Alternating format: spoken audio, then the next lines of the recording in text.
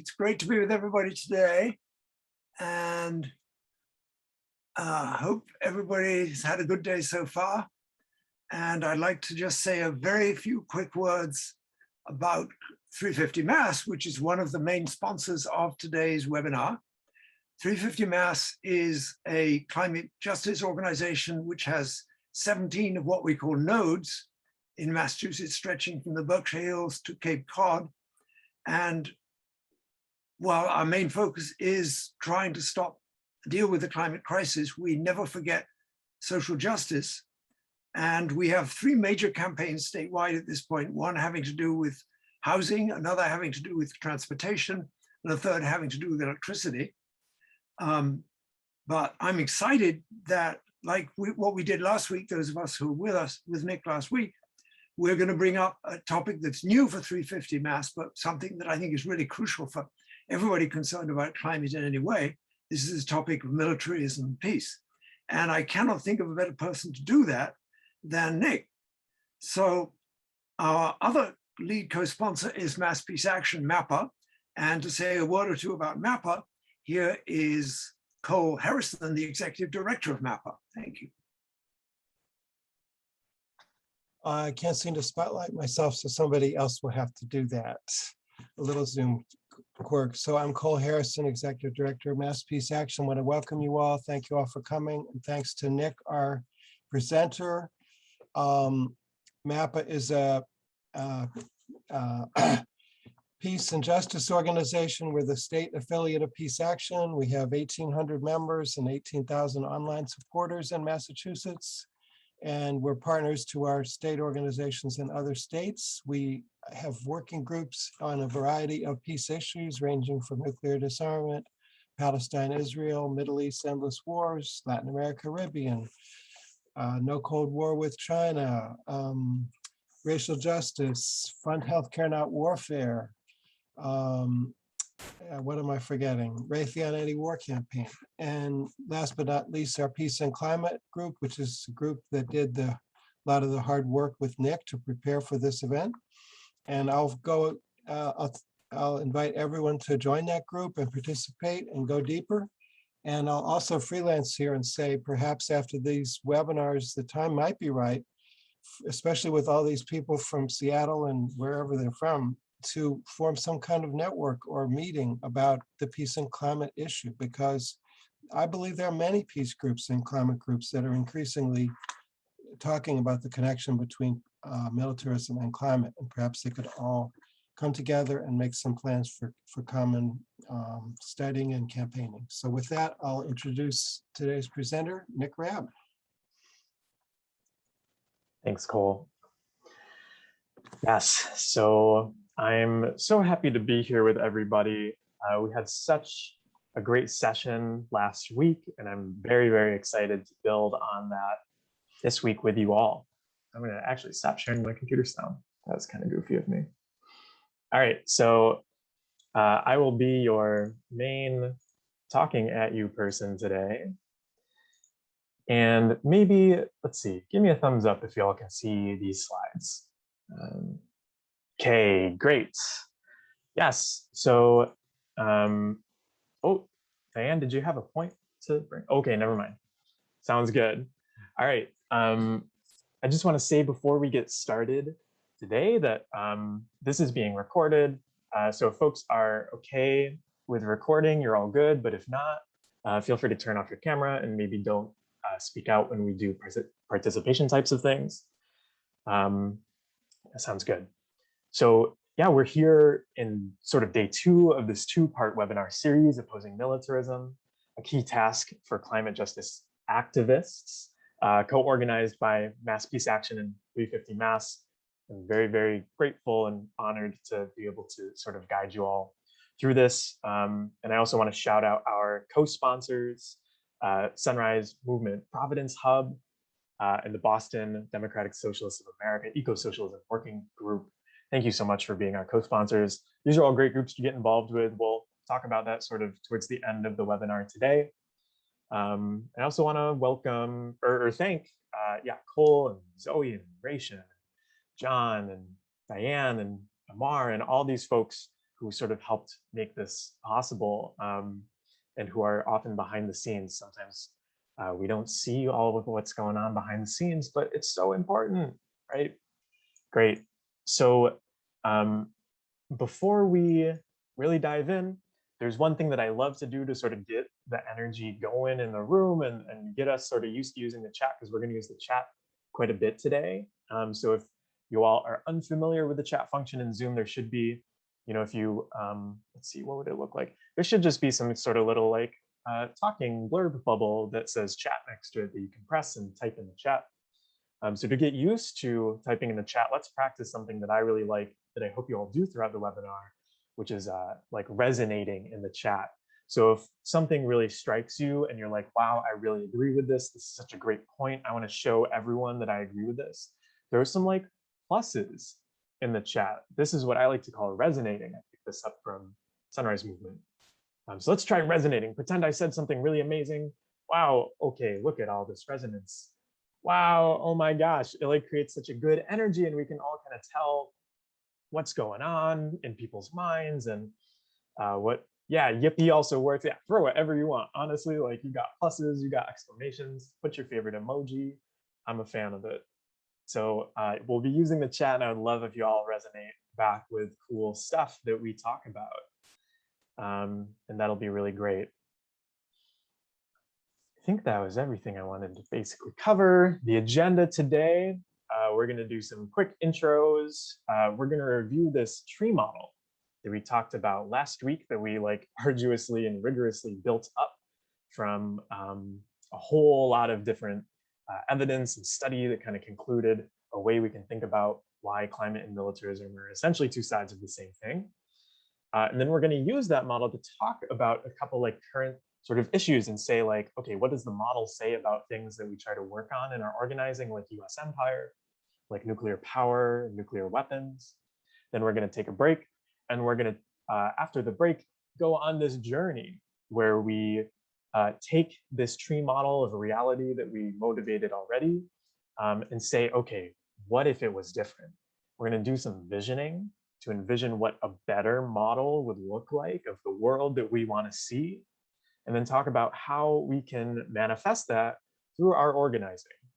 Because we want you all to like come out with not just, you know, this, you know, cool and like really neat theoretical model of like how to talk about these issues, but also what are we going to do about it? How can we change things? And then we'll conclude and say goodbye, and then yeah, that'll be it. So I will briefly introduce myself because I haven't done that yet. My name is Nick. I use he, him pronouns. I have organized a bit all over the place. I do some things with Mass Peace Action, with the Peace and Climate Working Group that Cole mentioned, and you know, I've worked with John and Diane and Zoe and Ration and all these great folks. I organized for a while with Sunrise Movement in our Boston hub, doing political education and outreach and action planning and all sorts of different things. I currently do organizing with a youth-led anti-militarist group called Dissenters, which organizes on college campuses to sort of stigmatize militarism for young people and push back against the military-industrial complex and how it sort of integrates with universities. And my actual thing that I do is that I'm a PhD candidate now, because I just passed my qualifying exam, y'all, this past week. So now I'm not a PhD student, I'm a candidate. Would love the resonance. But yeah, I go to Tufts and I study computer science and cognitive science, and I actually study disinformation, which is a very relevant kind of thing for organizing political change. So that's me. And before we intro ourselves to each other, I just wanted to briefly acknowledge the land. I like to start out this way. So I think Ration is going to put this link in the chat for you all, to say whose land you're currently on, and we can acknowledge the land before we start.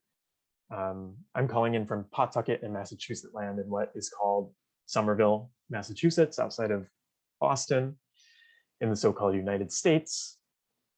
And the way I want to acknowledge the land today is we're going to talk about visioning and change quite a bit today and organizing, and I just want to uplift that the land that we all occupy has been, the people who originally inhabited the land have been pushing for change and organizing for a long, long time that does not get as recognized as it really should. And when we look to how to make change, and when we look to whose ideas to follow when we're making change, the people who have been in right relation with the land for a lot longer than people who are occupying the land, I think are the perfect and correct folks to look towards for guidance and wisdom and organizing. And supporting their campaigns is absolutely part of dismantling the sort of complex of climate and militarism that we're going to talk about today. So I know on the land that I'm occupying today, I look to the leadership of my local Indigenous leaders, the values they hold, the strategies they employ, and the campaigns that they fight for. I choose to follow them and incorporate that in my organizing. I think we all should do a similar thing as non-native folks, if we are non-native folks. So that's how I wanted to acknowledge the land today. Thank you for listening to me. I first just wanted to review what we talked about last week. So we built this tree model. And for those of you who weren't able to join us last week, I'll just briefly kind of review what we talked about. So if you haven't seen this before, no sweat. It may look complicated, but I'll kind of explain it through the same way we did last week.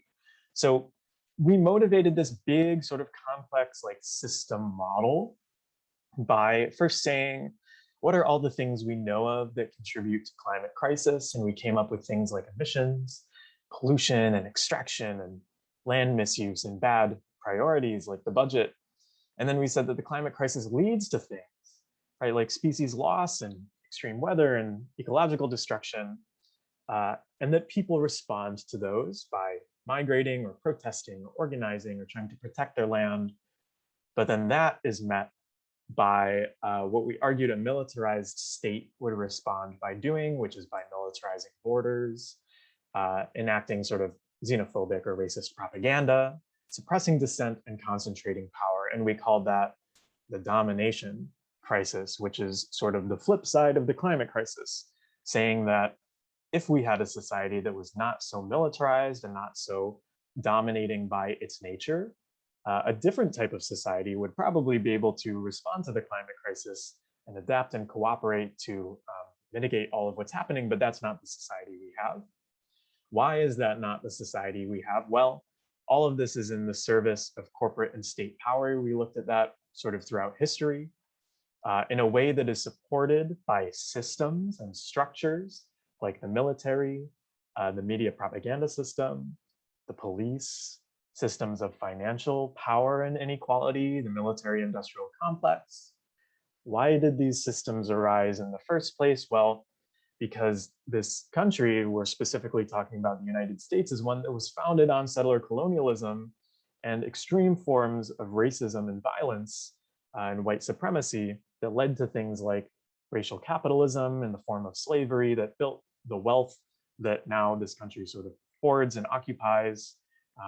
We saw it in, indigenous genocide, and the sort of the founding of this country in settler colonialism instilled these roots of racism and white supremacy, of patriarchy and violence, and of eventually capitalist extraction, even though it may have been extraction of a different form before, like, official capitalism sort of got started.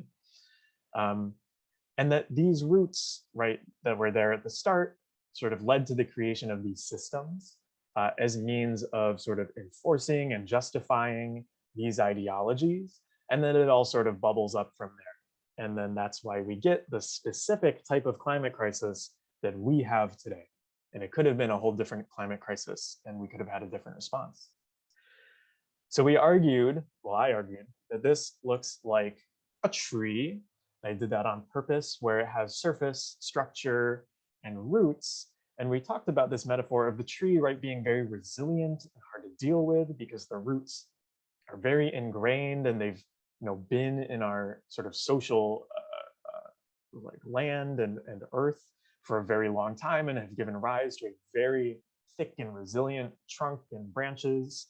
And when we're dealing with these issues, we said, oh, could we maybe just like attack one surface issue and maybe lop off a branch of the tree? Well, the trunk would probably grow a new branch, right? And so it seems like we have to address it at the roots, but how do we do that? We're going to talk about that today.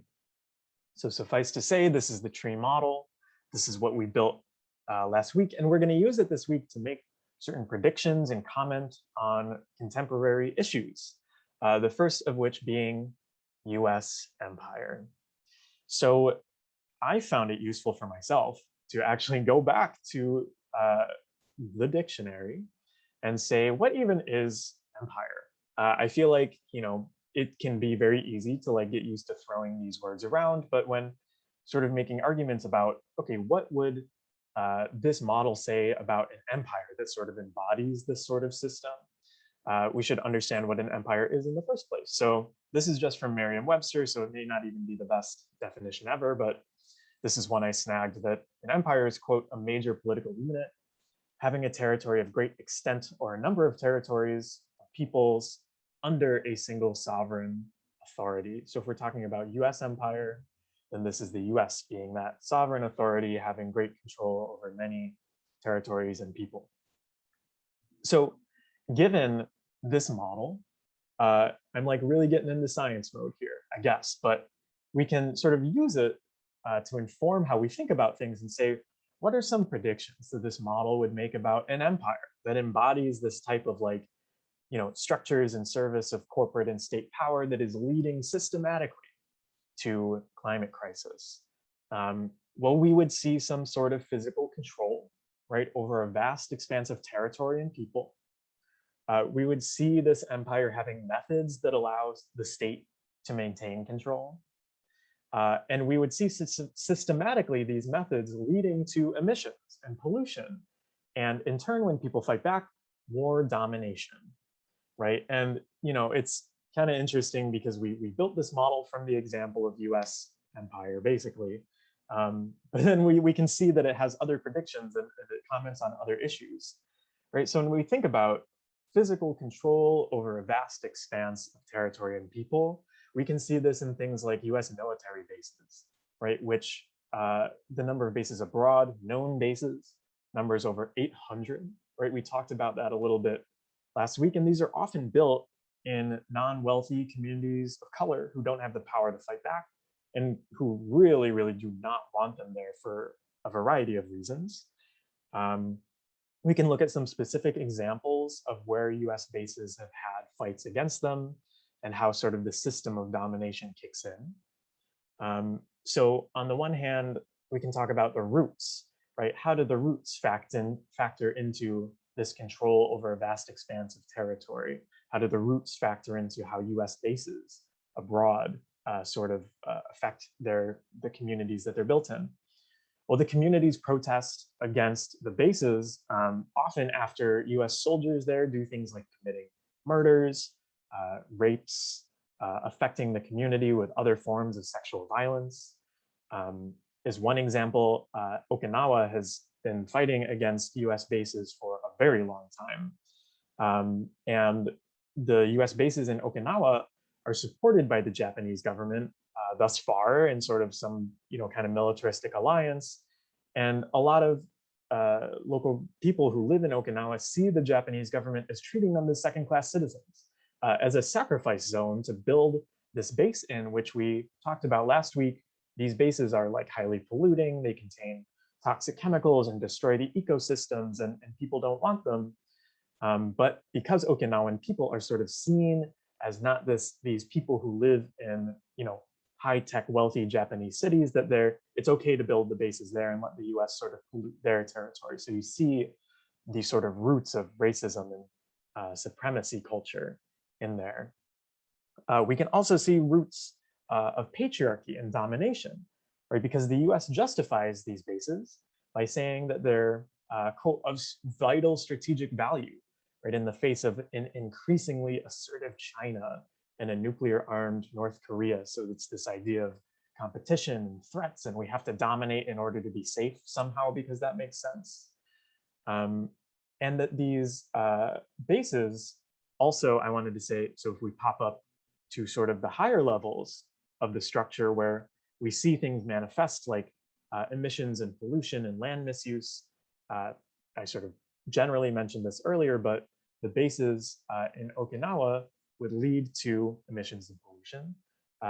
And they do because these weapons of mass destruction, sort of chemical weapons and I think nuclear weapons as well, are stored in the Okinawa bases and have led to chemical and biological weapon leaks, damaging the environment.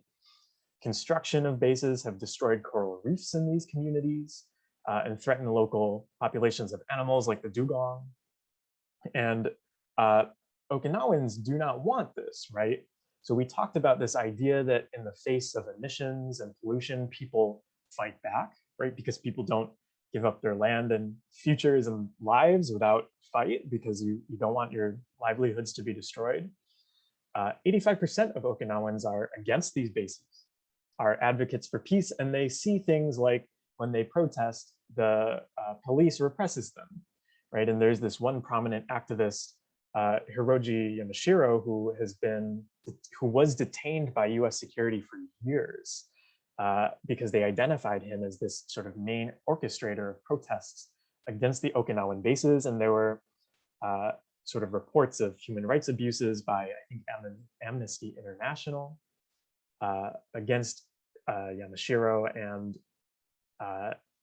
this is sort of the way that we see the manifestation of this cycle of domination, right? Where when people fight back, the system militarizes, right? And it represses.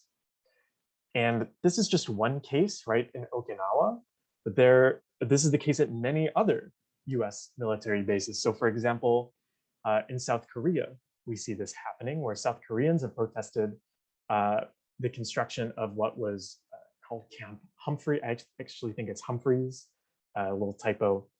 And people didn't want it, right? They were protesting it. They were occupying the land, so it couldn't be constructed. And it prompted the government to send in helicopters, over 10,000 police officers and unarmed soldiers to drive 1,000 villagers and activists out of where they wanted to build it. So this is the system of domination kicking in, right, in order to sort of fuel this, US empire that we're talking about. And this also happens on Guam, where, as I sort of noted in the land acknowledgement, indigenous people have been fighting against this type of thing for a very long time. Guam's indigenous people have protested US Navy plans to build base infrastructure. They've been, organizing campaigns and pushing back for years and years because these, I remember reading in the thing I cited, which I'll send out as references after.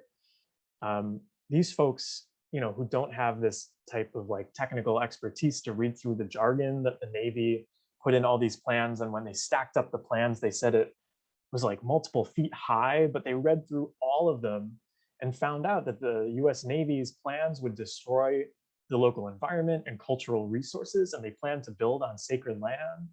And this was like a core tenet of their resistance campaign, right? And still to this day, right, the Department of Defense maintains 30% of Guam's land. That's a huge, huge number. And this is a sort of historical occupation as well. So it's nothing new. So we see this manifesting in empire, right? And the model sort of says that people will fight back and will get dominated in turn. But the model should also say that this type of thing, like this type of control, also happens at home, right? This is not just sort of abroad and a foreign policy issue, but it's also a domestic issue, right? Because the system has to kind of systematically re-justify itself all over. So a great example of this is when fossil fuel infrastructure, which can be viewed as a form of domestic imperialism, is built on indigenous land in the so-called United States and threatens ecosystems and cultural heritage, the police, right, are hired to quell dissent. And we saw this at the Dakota Access Pipeline. We saw this at the Line 3 pipeline. Some of us saw it firsthand and experienced it, which is, indigenous folks have been experiencing for much, much longer than we have. But, this again is this system of domination leading to emissions and pollution that people fight against, that in turn leads to more domination, and this is all in service of empire, right, of sort of maintaining control. And we can see it manifest in all other sorts of issues that we talk about in the anti-militarist movement. So control, right, when I said some sort of control over territory and people, control can come in various forms, right, including also economic and political control. So I snipped a bunch of stuff from, actually, these are fairly old articles where sort of the new form of, if you would want to call it thought control and sort of motivating a propaganda campaign to justify economic and political control is against China, right? This is sort of one of the new ones that has been bubbling and sort of, what's the word? I don't know, simmering for a long time and is now given more attention. And the model predicts, right, that if you're sort of engaged in the system where when people push back or the system feels threatened, it has to redominate. We can say that when threatened, an empire would activate systems of domination, including, the other ones that we showed in the bottom, like the propaganda system or financial controls or military maneuvers, right? So how does this manifest in China, right? I snagged this quote from a New York Times article from March when Biden was delivering his first, I think his first sort of like public speech or something. And it says, quote, right, among the biggest tasks of his presidency, Mr. Biden seemed to be arguing is to prove to a skeptical world that both American democracy and its model of democratic capitalism still works. So this is literally a quote from the New York Times saying the system is trying to re-justify itself, right, and reassert its dominance because it's being threatened, right? A skeptical world, right? This is a world that threatens US hegemony. And this is still happening. That was from March, and I snagged an article from just a couple of weeks ago where, I don't know if you all caught it, but there's an article in the New York Times saying the CIA is reorganizing to focus more on China, right? They created this whole new like reorganization and division that is solely focused on gathering information and developing technology to help US spies in China, who we know are, not, these beneficent kind of like, they're spies. It literally says that they're spies. They're there to engage in political espionage to gain an advantage. And the article included a quote from John Brennan, who is the former, I think, director of the CIA, saying, quote, if there's any country that deserves its own mission center, it is China, which prevents the greatest challenge to US interests and to international order, which we know international order actually just means US domination, right? There's, no real order to international order except for this sort of US empire. So you can read international order as US empire. So again, you see this thing manifesting all over. And the model, right, can help us think about this. Like, why is this happening?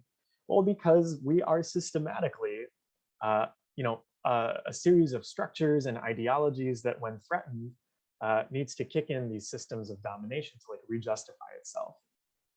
And just wanted to say, these are just a few illustrations, right? This is all to say nothing about the US sort of domination of the UN, when we see in issues like Israel that, that nothing can sort of be declared unanimously or pass through the Security Council from the UN because the US has veto power, right? Purposely set up that way after the Second World War to sort of maintain this system of hegemony. I didn't say anything about the use of the International Monetary Fund and the World Bank to sort of pressure other countries through economic means of domination to sort of, engage in this neoliberal type of austerity regime that benefits countries like the US. I said nothing about partnerships with proxy states like Israel, who are used to sort of dominate other positions around the world. And I said nothing of waging wars to secure resources, which are, all other obvious manifestations of US empire, given this model that we can also make predictions about and sort of comment on smartly, given this model. And these are all, right, sold on I just wanted to reemphasize these roots, right, of racist and white supremacist dominating capitalist narratives that justify these forms of violence. And this shows the pervasiveness, right, of US empire, that it by a rule pollutes and destroys and attempts to control at all costs through all of these systems that we talked about. So that's one example of how this manifests. I want to give we'll collaboratively work on another example that's a little closer to home on the climate issue and the militarism issue. And that's nuclear weapons and power, nuclear power. It's kind of ironic. It's also a form of exertion of power too, but nuclear weapons and nuclear power. So we can use the model to comment on this as well. So what would the model say about nuclear weapons and nuclear power? Yeah, so sometimes this is a controversial issue in environmental spaces, even though maybe it shouldn't be, but that's easy to say when you're coming from one perspective. But the conversation I have found rarely revolves around sort of a coherent theory, right, of how things work. And the model, if nothing else, is a theory of how kind of our dominating systems work, right? So by grounding in this theory and using it as common language, I think we can have a different type of conversation about nuclear weapons and nuclear power and sort of smartly articulate some of the pitfalls that may come from widespread adoption or even small scale adoption of nuclear weapons and power. So, okay, before we go to the actual breakout, I want to guide us through using the model a little bit. This is my major pedagogy moment, but okay, cool. I want to ask you how you think the model would say things about nuclear weapons and power. So I'm gonna guide us through one example, and then we're gonna try it in breakout rooms with each other. So first, I'm gonna explain the question a little more. So we talked about how, in the case of US empire, the model would predict that things would manifest, right, with roots, right, in white supremacy and racism, roots in patriarchy and violence, or in capitalist extraction, and that these things with certain roots would manifest through these systems that we identified, either manifesting through the military or propaganda system or the police or financial systems, all in the service of corporate profits and state power. And that these things in turn would lead to emissions and pollution and extraction, et cetera, that kind of fuel the climate crisis. So this is how I want us to imagine using the model, right? Seeing, okay, if we think about nuclear weapons, what is a way that it sort of intersects with racism and white supremacy? And then maybe, okay, given that, what systems would that manifest through? Would it manifest through the military? Would it manifest through some sort of propaganda campaign? Would it be in the service of corporate profits? So here's one from me. I'll illustrate one that I just thought of off the top of my head. And then we'll try a few in the chat, and I'll give you some time to think, and then we'll try it in breakouts. So here's one from me, right? I'll watch my mouse. I'll kind of like mouse along with my thought process. I would predict from this model that when thinking about nuclear weapons, where'd my mouse go? That they would somehow have some sort of capitalist purpose, right? That would be serving corporate profits, maybe through some sort of militarized means, right? That somehow they interact with capitalism and the military, and that would in the end manifest in some sort of extraction, right? So I went from the bottom up, basically, and I think that's an easy way to do this. And I will just say that there is evidence that this actually is true. So this is the way we can use the model. So I made a prediction, and then I did some Googling and found out that those who manufacture nuclear warheads are companies like Lockheed Martin and Boeing and General Dynamics and Raytheon and Northrop Grumman, the so-called big five of the military industrial complex, that are absolutely in the service of corporate profits and extracting systematically to serve this kind of capitalist agenda. Right? Okay, so that's one from me. Now maybe just throw in like, we'll see how this works. If it doesn't work, we can abandon it and just go to breakout rooms. But let's maybe one or two brave people throw something in the chat that you think the model would say about nuclear weapons. And I'll leave the diagram up. Maybe it'd be smart to snap a screenshot of the diagram if you want to think about it more. but if someone puts something in the chat, I'll ask you to sort of talk about it. Okay, yeah, Gary, would you want to come off of mute and sort of talk about how you came to we have to modernize them? Well, I think one of the big issues is fear in the system from propaganda, but it goes back to the roots of all three of your bases here. And recently we heard that, in fact, going back to Obama, that we want a 10-year program to modernize our nuclear triad. And so that's going through both the military with a big dollop of corporate profits while reinforcing state power.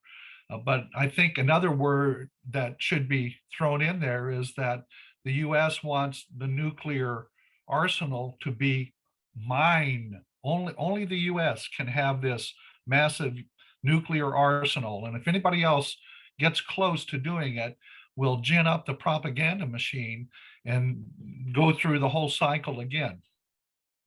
Absolutely. That was brilliant, Gary. Thank you for sharing that. I think that's a perfect example of using, of coming up with sort of a prediction with the model.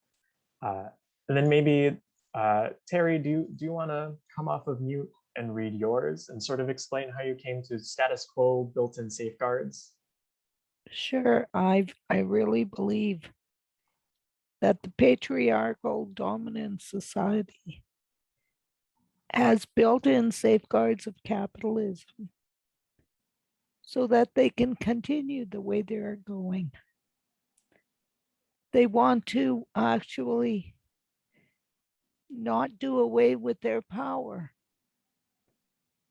And because of that, people are discriminated against, racist. Well, the white supremacy is the way to be, right? To me, that's the status quo, the way society exists. Wrong.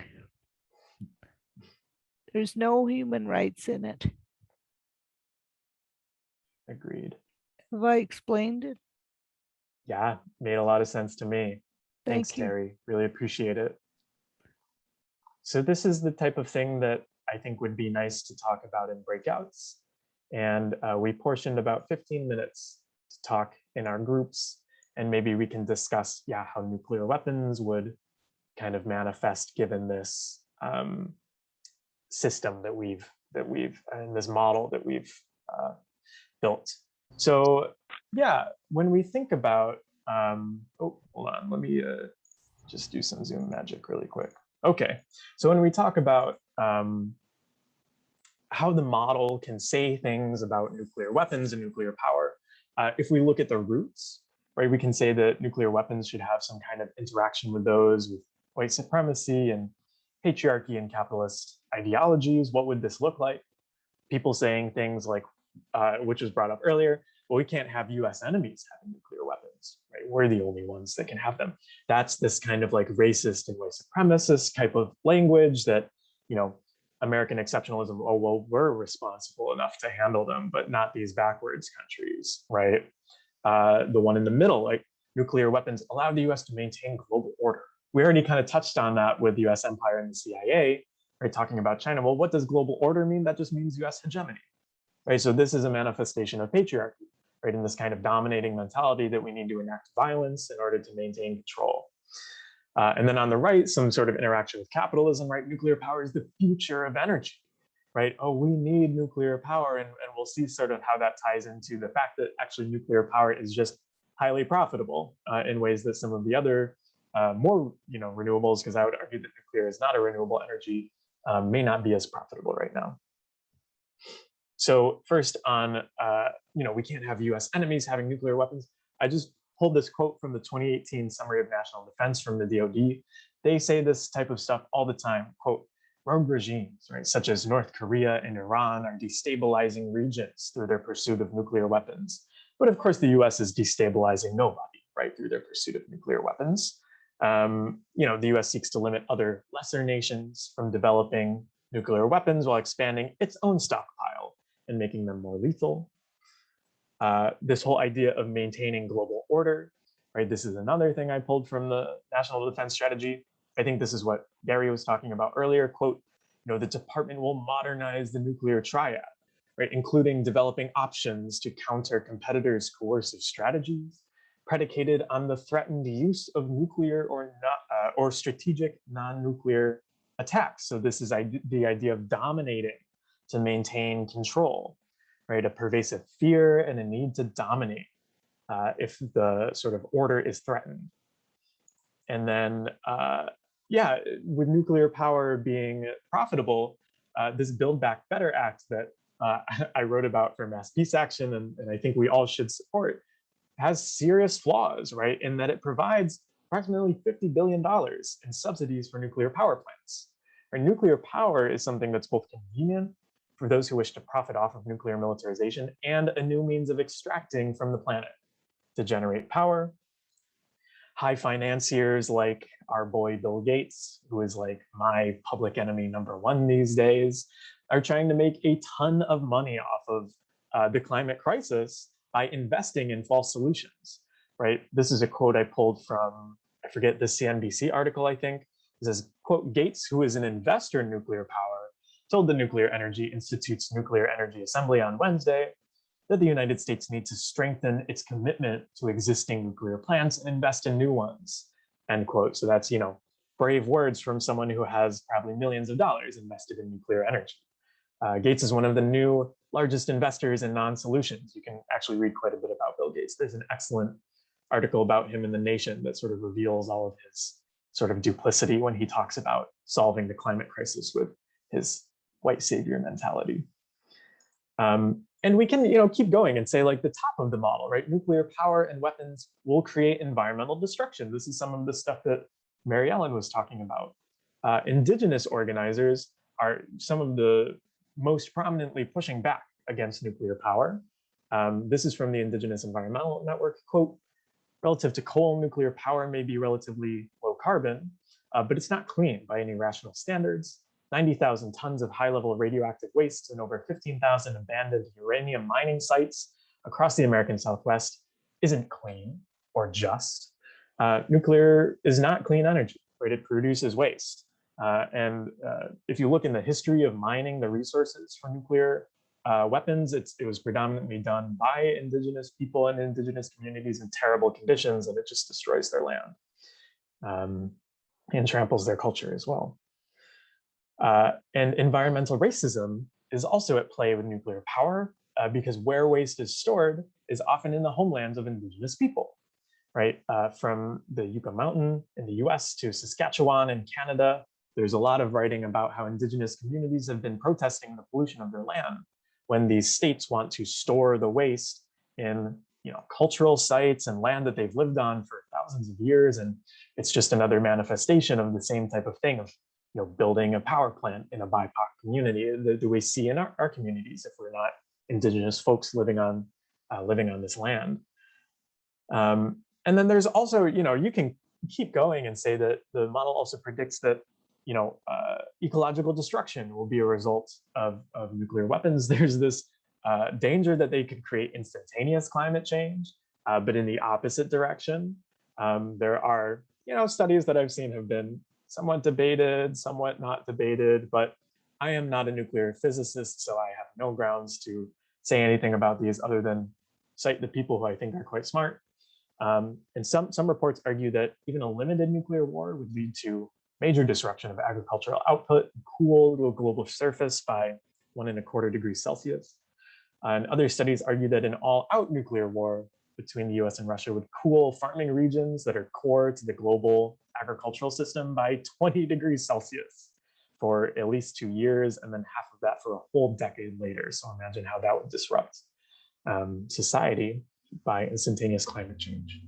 So suffice to say, yeah, we can use the model to predict a bunch of different things about nuclear weapons and say how they interact in all these complex ways. And suffice to say, they're bad. Let's start to say what we can do about all this. This is a part that really excites me. And I think before we go into it, it's definitely like an energy transition because we're talking about empire and weapons and this big crazy model of domination and systemic, extraction and pollution, all in the service of violence and such. And I think before we kind of change the energy to spin it in a more positive direction, let's just take, just a little bit to ground ourselves. So I'm mostly doing this just for myself, but feel free to do this along with me. So maybe, if you're sitting and able, to follow along with what I'm doing, feel free to follow along. So if you're sitting, maybe feel just your weight kind of sit back down in your chair or whatever you're sitting on the earth, and notice that you're connected and being supported. Maybe you can just relax and breathe a little and know that when you're breathing in, we are breathing this thing that we are fighting so hard to protect, something that we all share with each other, something that gives us life, sustains us. Hopefully, if we're living in a place with clean air, not all of us are, you can kind of slow down and get ready to engage with a lot of feelings, because I think visioning and imagining what we can do as alternatives, yes, it can be intellectual, but I make this argument in a lot of the webinars I do. I think it needs to be equally feeling based. And when we're discussing changing the world and manifesting ways that we want it to be, it's a very, very intensely emotional thing. So I hope we can all feel safe with each other in this community to really feel what we want this world to be. Okay. Hopefully we're a little more grounded. And I want to walk us through a visioning exercise. So I'm actually going to stop sharing my slides. And I encourage you, maybe if I'm not spotlighted, feel free to put yourself on gallery view. I like gallery view. We can see some of the other faces in here and know that we're all with one another. So the way I want to do this visioning is I'm going to sort of kick us off, and we're going to envision a new tree, right? The society that we want from the bottom up, from the roots to the structures to the surface. And I'm going to sort of feel us through some of the roots, and then I'll ask for some participation in the chat to see what structures we think these different roots might lead to in the world we want to be building. And then we can talk about what we would want to be seeing manifesting from those structures on the surface. So feel free to just listen along as I kind of describe a world and a system with different roots. So what would some of these roots be?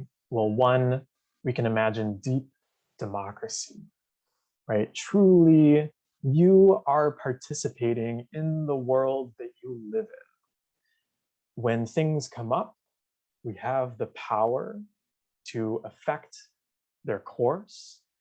We work with each other in community.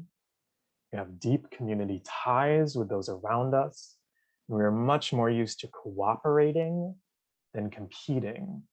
We see each other in our deep humanity, and that is core to how we view the process of building the world continuously through deep democracy. And this democracy is rooted in widespread realization and adoption and feeling of anti-racism, of anti-imperialism, of anti-colonialism. These are values that our society holds as so dear because we've lived through a world that has not been that way.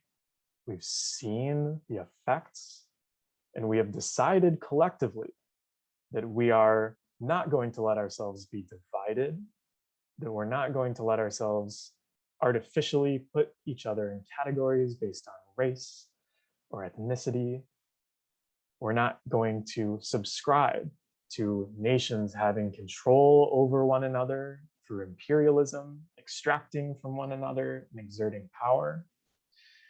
And that we're not going to accept the legacy of colonialism that our world was built on, and we've rejected it and we've moved past.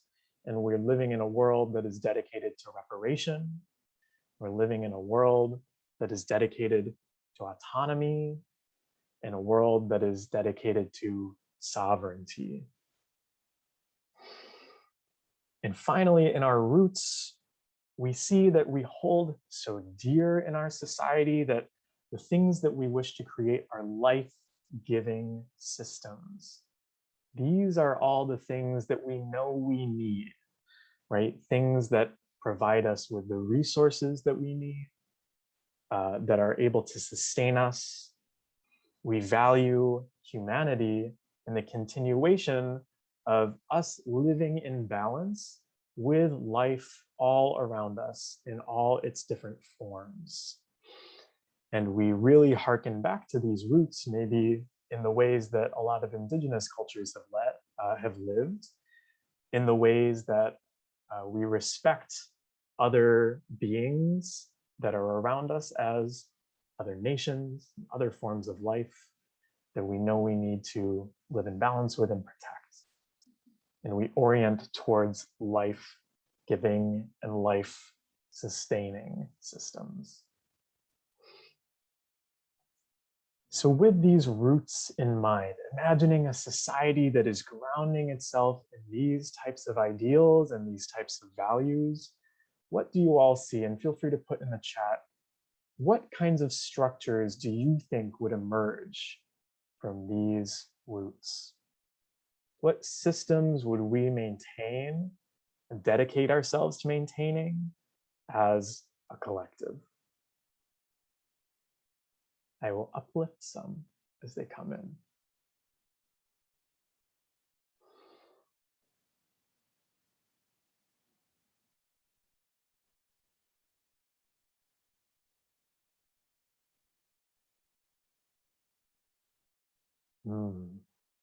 Non-punitive systems to address harm. I love that. Looking towards an abolition mindset. More locally based decision-making and problem solving. Absolutely, structures that support that type of democracy, right, that we really are looking for. More equal, fair society. Sure, yeah, mechanisms that are dedicated to equity, right, that are dedicated to fairness, right, in a way that we don't see now. Small communities, I love that. Yeah, that feeling of the structures that we create help us facilitate the creation of community among ourselves, right, in a sharp rebuke of the way that we're so isolated in our structures today. Equitable distribution of the resources of the planet. I love that. Yeah, so systems that are dedicated to distributing resources equitably. That would be a huge life-sustaining type of system. Structures of solidarity, cooperation, and compassion. I love that. What if we all learned how to be in solidarity with each other? What if there are institutions dedicated to being in cooperation with each other and that we learned how to be compassionate? That would certainly be a structure that I would want to see. Let's see, what else did we have? Wow, they're really coming in. A huge organization. Oh, I skipped one. Effectiveness of international law. Yeah, structures of international cooperation, deep international democracy, right? Where we all agree on certain ways that we want to govern the world. Military is gone, but huge organization that handles disasters, helps with fires, etc. Right? So like the best parts of how we can help each other and show up for each other in cases of harm or emergency or disaster showing up in our communities. Deeply rooted grassroots democracy that enables economic democracy. I love that. So when we're thinking about how to distribute resources in a democratic fashion, having some sort of way to organize ourselves politically in a democratic fashion so that that is manifested in the way that resources are distributed. I'll read a few more. Economy based on caring and redistribution. Love that. Supportive healthcare. I was wondering when someone was going to say healthcare. That's always on my mind. I love that. Cooperative housing aiming at sustainability. I love that. In environments and supportive residents. Cooperative enterprises that are integrated in an overall network by democratic control of capital. Love that. Autonomous system where people take turns of being in charge. People, not profits. Oof, I love that one so much. These are all so good. Holy moly. Okay, there's a bunch. I'm really lagging behind, so I won't read them all, but these are great structures. Thank you for thinking of structures. Now let's be celebratory, right? And say we have all these structures, we have these amazing roots in a different society. What does this manifest for us? What do we reap? What are the benefits of a society like this? What do we celebrate as a collective of, yes, our society gives rise to these things. What are the surface level things that we could see? Joy. Yes, oh my gosh. Joy manifesting from these life-giving systems where we're deeply in community with each other. I love that. What else? Care for all and love. Absolutely. That would be something that would be manifesting from the system.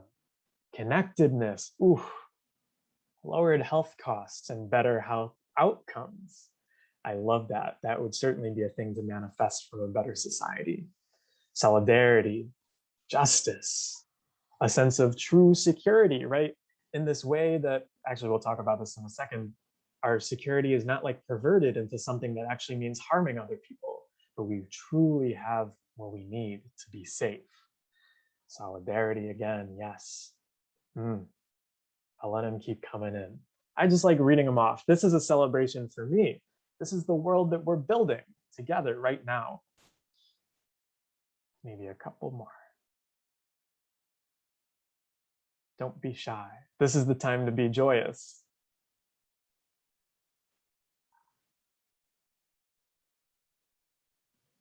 Exuberance. What a word. Excellent. Yeah. Ooh, learning. This is a great one from Kathy. Learning through life. All ages using community colleges and universities for free through their lives. Yes, I love that as someone who values education quite a bit. I think that would be a fantastic thing to manifest from those types of structures. Healing is a great one. Okay, feel free to keep them coming because we shouldn't, limit ourselves on when we dream up these things that we would want to celebrate from our reimagined society, and keep them coming if you want. So, okay, I'm gonna share my screen again. Thank you for, I really want to say thank you for going through that visioning exercise with me. I think this type of thing is so important, and it can really there's a spiritual aspect to organizing that I think sometimes we don't really talk about, but we need to sustain ourselves by envisioning this world that we're all fighting for and regrounding in the idea that we're all, supportive of very similar visions, and we all share a lot in common of what we want from the world. So I just drew a mock, different type of tree that we could be seeing from a different society where we have these roots in, anti-racism and anti-colonialism and everything I talked about. And you all pretty much named all of these things that would be such great outcomes, and having clean air and water and healthy communities, ecology, housing and homes and food security and education and meaningful work. These are the things that we can achieve. And we'll conclude by saying, how do we get there? it's a big question. I think a lot of you coming in here today are already engaged in this type of change-making process. So I would just like to offer my sort of slice of understanding how we may be able to get there. And first, I'll just say there are a lot of different ways to make change, right? We're all engaged in different types of campaigns, and I don't think we should limit ourselves to just thinking that there's one right way of making change. A group that I love that I try to talk about all the time in my webinars is the INI Institute, which is a movement sort of training and incubation and theory center based in Boston. They have this idea called movement ecology. And this quote really exemplifies it. Right? They say, quote, "Ecology shows us that diversity and mutualism, rather than monoculture and antagonism, are the conditions for strength and survival." And they're really pushing back on this idea that, I do direct action, that's the only way to make change, you shouldn't be doing legislation that does nothing. Or I do legislation, you shouldn't be engaging in personal transformation, that does nothing, I'm the one really making change. We need an ecology of movements to make different kinds of change, right? Because we need to change these structures and these roots and these manifestations all throughout this crazy system that we mapped out. And INI puts it in three sort of large categories that I think are useful to think about. One, you can think about making change through personal transformation. That's when you engage in work that changes your values or changes how you are showing up or manifesting things in the world. You can make change by creating alternatives, right? That compete with the systems and institutions that we don't agree with today. And you could think of that as mutual aid networks or sort of cooperative economics or public banking or I don't know, alternative forms of community organizing and democracy, all these sorts of things. We could think of it as changing dominant institutions. And this is one that I want to focus on more specifically because I'm the most well-versed in this sort of way of making change. And I think it's very applicable for this sort of dominating climate crisis generating system that we've been talking about. So when INI talks about changing dominant institutions, there are three ways that they say we have typically done this in history or in present. One is through what they call structure organizing. So you can think of this as like labor organizing, legislative advocacy, trying to make change through political parties, community organizing, anything that you could lump together by saying this would be the style of Saul Alinsky, who I'm sure a lot of you already know, but he's kind of fantastic and funny writer and theorist and organizer. So this is sort of building a structure, like labor organizing is building a structure of worker solidarity to challenge a dominant institution. So this is a structural way of organizing, and then they contrast this with what they call mass protest, which is organizing in order to plan big actions, right, to show a moral stance and maybe talk about not as much instrumental demands, but actually, I think I maybe got that backwards, but showing symbolic demands, right? We want to change the way people think. We're going to polarize people, say, which side are you on? And this can be done by holding marches and rallies or engaging in nonviolent direct action. And they contrast these, and one of INI's big things was that they came up with this, well, I don't know if it was technically through INI, but the folks who run INI were involved in this, motivating what they call momentum, the momentum theory of organizing that attempts to combine the two, motivating people to do action.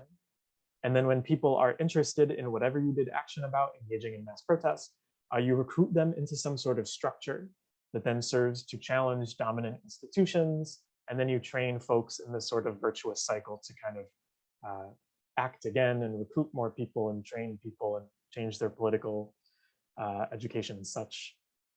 And this is sort of predicated on catalyzing and acting on what are called trigger moments. So these big instances in history and present when things seem to just kind of blow up and the momentum comes to a huge crescendo, right? And people really want to get organized, and then you bring them into some sort of structure. So if you think of the racial justice uprisings last summer, it was kind of what they call this moment of the whirlwind that the murder of George Floyd was a trigger moment that catalyzed this huge swell of momentum. And you can think of similarly stuff like with Line 3 this summer being a catalyst of getting a lot of people organized.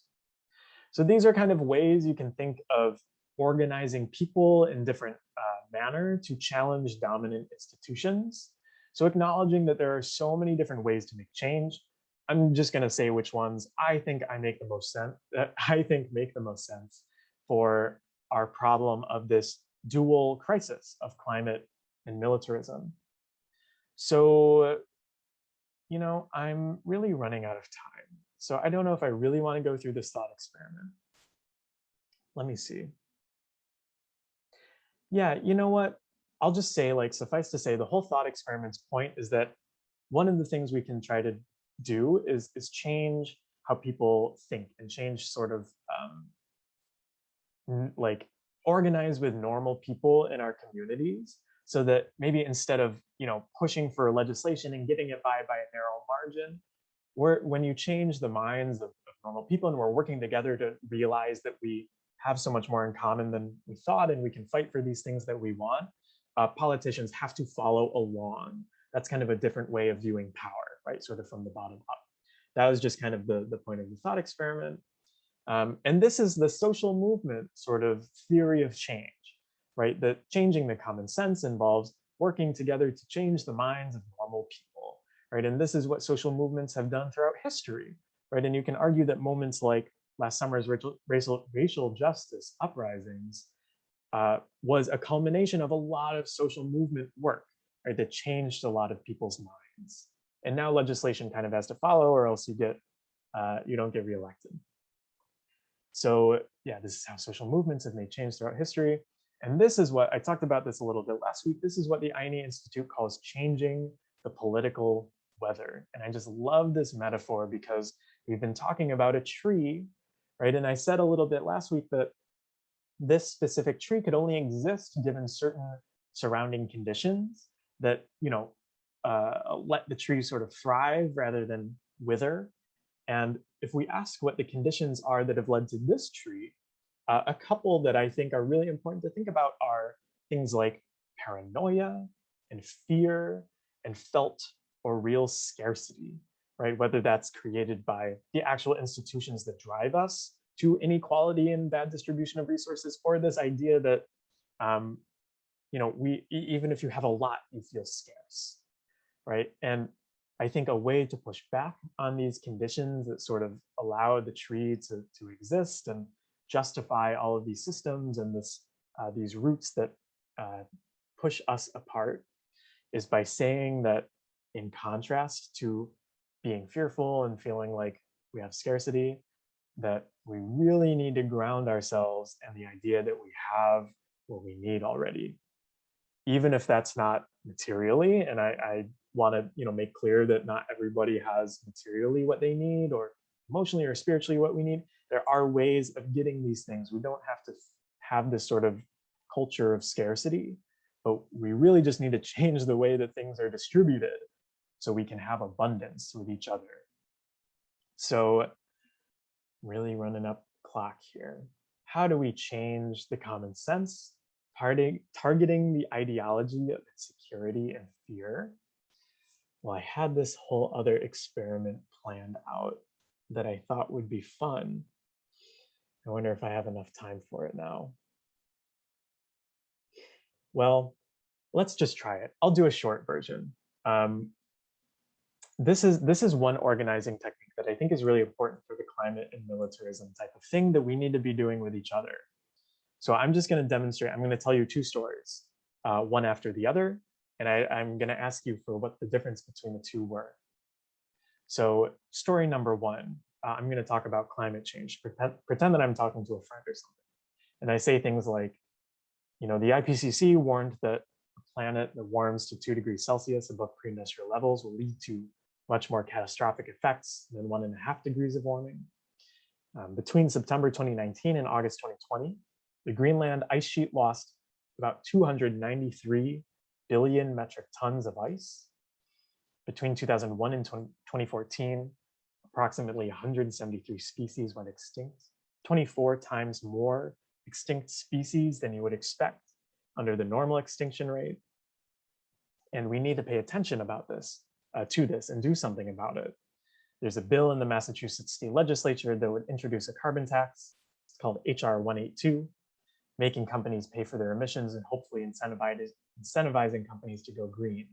Can you make a phone call to your legislator to advocate for HR 182 so we can get a carbon tax on companies? Story number one. Story number two.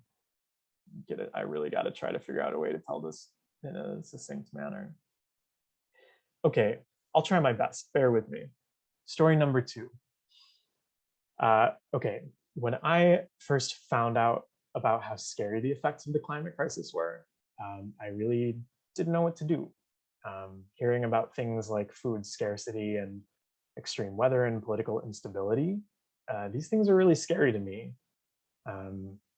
I have been scared before, though. When I was a kid, I was really sick. I have Crohn's disease, and I was diagnosed when I was 6. I was in and out of the hospital quite a bit for tests and surgeries, and I felt really weak and helpless. But the whole time when I was in the hospital, I wasn't alone. Right? My dad, who was my hero growing up, was with me all the time. He would take off work and be so flexible with his hours that he would just sit by me and be there while I was scared. All my life growing up, because of that, I wanted to be a parent because I felt so loved and cared for by my dad. I felt such a desire to do that for someone else who's trying to navigate a scary and uncertain world. When I heard about how troubled the future of climate crisis might be, I started to question whether it was even a good idea to have kids. I struggled with that fear and doubt for the better part of a year, not knowing what to do. But when I joined this group called Sunrise Movement, it was the first time that a group had intentionally made a space for talking about that fear that I felt. I really remember at one of my first meetings, I was, paired with a total stranger talking about a prompt, how does the climate crisis scare you? And I basically spilled my guts, right? It felt so good to have someone hear me and also hear that they had the same fears as me. And I wasn't alone anymore. And I realized, now with this group, like we run campaigns to show other people that they're not alone, right, in being scared. And we push for political change so the crisis can be mitigated. We all work together to build a future where our children and our children's children would thrive. That was story number 2. That's a true story. What was the difference? Maybe share back in the chat. What do you see the difference as those 2 stories?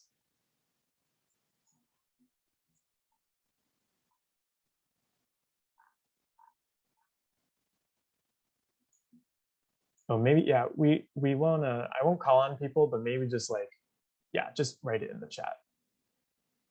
Sorry about that, Rishan, I didn't give a different chat instruction. Yeah, intellectual versus emotional appeal. Yeah, personal connection in story 2, asking for something in story 1. Yeah, being human, not facts in the second. It's more effective to tell the story. Yeah, abstract and procedural versus heart and values and personal. Yeah, I think, I made it quite obvious from the stories, but yeah, this is a big difference, right? We figured, well, I say we, but smart people figured this out for the climate movement, which is really struggling to get traction, honestly, because there was a lot of wonky facts and science and, we have to protect the resources, and it was just not a really robust and person-driven movement. But what I saw from Sunrise Movement, which I talked about in my story, was really truly that they doubled down on, for a while, sharing the narrative of the climate crisis without getting lost in statistics, right? Or having it feel too scary or inaccessible. There's the sense that it affects all of us. We just need to talk about it and share our stories, and then we're really pushing back against these roots and this individualizing culture that makes us not want to talk about it, right? And I think this is such an effective way to organize people who, like I was saying before, when you think of the social movement sort of theory of change, normal people it doesn't really work to talk to our friends and neighbors and colleagues and family with like facts and statistics. And sometimes I think we just need to be more vulnerable and like be sharing really how we're feeling and telling our stories with those who we're in community with and who we care about. And I think this is really important for climate and militarism, because like these things are hyper scary, and they're really big, and they do affect us all, right? We all are affected by the ways that militarism changes our culture. And we're all affected by the ways that we want to do things about the climate crisis. But when we rise up and we try to push back, we get whacked, we get cracked down on by this militarized society. And that's real, right? Like that is like true solidarity bonding material that really is like, if we want to organize with each other to build different institutions or push back against the dominant ones, we should really be sharing those types of stories about how militarism is like making this world even scarier, and how we already have what we need is basically what I was saying before. We have different means of making ourselves safe and coming to abundance. And it's really not, you know, a matter of it's impossible. We just really need to rework these social systems, and that we need to do it together. So I think we can transition from one tree to another. But I think, you know, we need to work on all these different levels. We need to be telling our stories about the military or about corporate profits, or telling our stories about racism and white supremacy, telling our stories about patriarchy. And I argue that we can use the model to look at all the different pieces we can organize against to really transition this big system. And we talked about this at the beginning, but you know, these issues are so intersectional that, you know, if you're working on disrupting police and organizing against police in a defund campaign, you're doing the work of transitioning to this society we want. If you're working against the military and disrupting this necessity of violence to maintain control, you're doing the work. Right? If you're organizing against inequality, you're doing the work, because these things are so intersectional. But if you organize against white supremacy and racism and structural racism and doing anti-racist work, you're doing the work, right? It's all the same. But we can manifest it through these different ways of organizing and telling our stories and building structures to push back on dominant institutions. So my recommendations for everybody are: one, if you aren't already part of an organization making change, join one. It's truly a transformative thing, and we need to be in community doing this. Two, we need to be identifying, nurturing, and following leadership from those who are most affected, because they already understand these things. If we're in a webinar to try to understand how climate and militarism intersect, there are a lot of people who live it every day who already get it, and they don't need to be learning it. We should be following their leadership. Three, engaging in personal transformation. We can't manifest the world we want if we're not embodying that ourselves, right? It's part of the movement Ecology. We can be transforming ourselves. For embodying these different conditions of abundance and empathy. And I thought this is a clever way of saying it, being lovingly dogged in your advocacy of them, that we need to be talking about these literally all the time in our communities, and know that we're on the right side of talking about these things, and not in a confrontational way where we're saying, how do you not get this? You must be crazy, but just really talking about our experiences and our stories. And then finally, I would encourage you all to be organizing with normal people and not view ourselves as different, or, you know, sometimes it's not worth, I don't know, organizing organizers, but we should really be in our communities, right? Engaging in this work with people who may have not heard about these things before, and they could really use an empathetic soul to sort of bring them into our movement. Okay, so I apologize. We got to skip our breakout, but I think John is going to say some things to us before I put up the last slide, right, John? Mcdougall.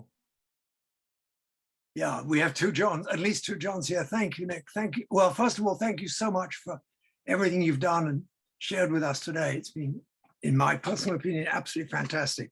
and I'm sure a lot of people agree with me. Just by way of follow-up for this, we would have been thinking, the group who put together this webinar have thought of various things. For example, we might hold a similar kind of webinar, but maybe for different audiences, for other climate justice groups, for other peace groups. And I'm sure you can think of examples, and that could be great.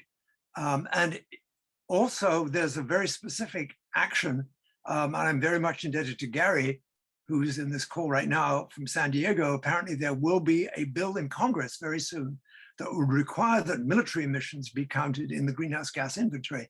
That looks like a very specific action, but a way you can engage people using the kinds of ways of thinking that Nick's just mentioned. So what I would urge, if you can manage it, if you're at all interested in any kind of follow-up, stick your names and email addresses in the chat. I realize we're running out of time, but if you can right away, put your names and email addresses in the chat, and then we can follow up with you.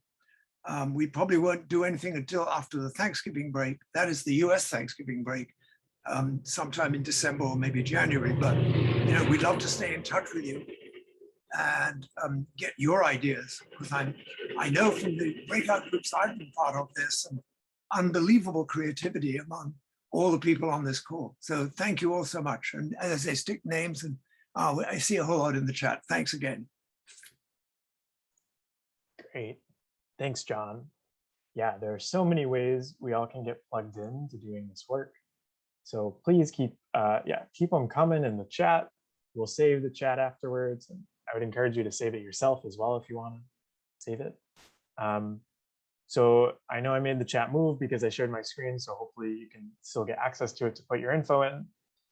But I just wanted to end by saying thank you so much for being here.